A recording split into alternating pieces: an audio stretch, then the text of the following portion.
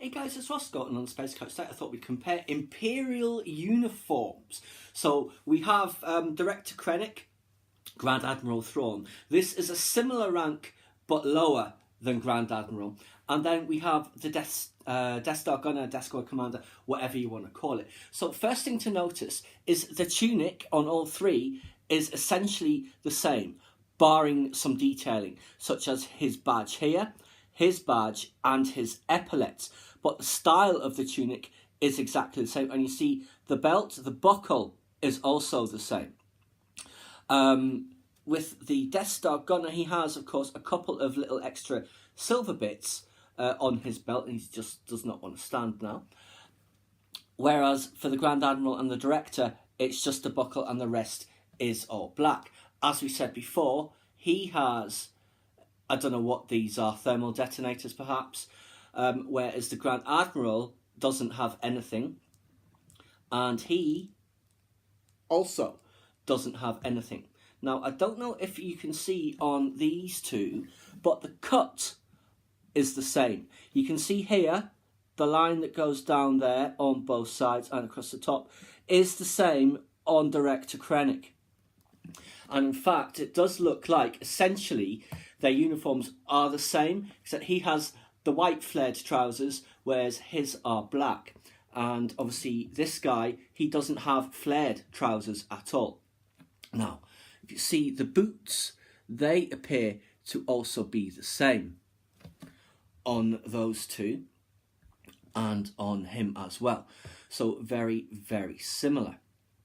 Yes. So yes, the differences and similarities are quite obvious. So obviously Grand Admiral, although it's quite restrained, the uniform, and that it's not bling bling, it does have highlights which are very nice.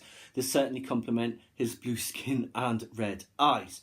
Now, obviously Krennic has a cloak which I've removed for this purpose. I don't know if the Grand Admiral has a cloak. You would think he would, although I can't imagine he's bothered with such sort of affectations, you know. He wouldn't be bothered about a cloak. He doesn't need a cloak to project his authority and his command presence, does he? But it's very nice to see the three of them together. When we have Tarkin, if we get Tarkin in due course, we can have another comparison. Now, obviously, these two are very high-ranking officers and he isn't, but I thought I would include him as I thought, and as we've seen in this video, the uniform is essentially the same, apart from the colour of the tunic and the trousers compared to the Grand Admiral. But yes, very nice, the uniforms.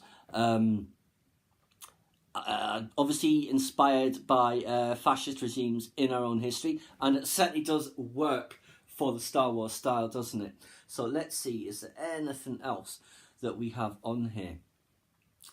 That is about it. So yes, he has got the plainer one than the Grand Admiral, as you would expect, of course, and his is the plainest of all, though as I said, it's essentially the same uniform, just different colours and different stylistic highlights to differentiate all the different ranks. So that makes it more interesting when Finn and Rose and DJ were on the First Order ship, changing into the uniforms. It'd be very interesting to see what differences there were there. Because obviously there's also a First Order Security Bureau, as well as the Imperial Bureau, for which this uniform is very similar. So hopefully they will release the First Order Security Bureau guy in due course.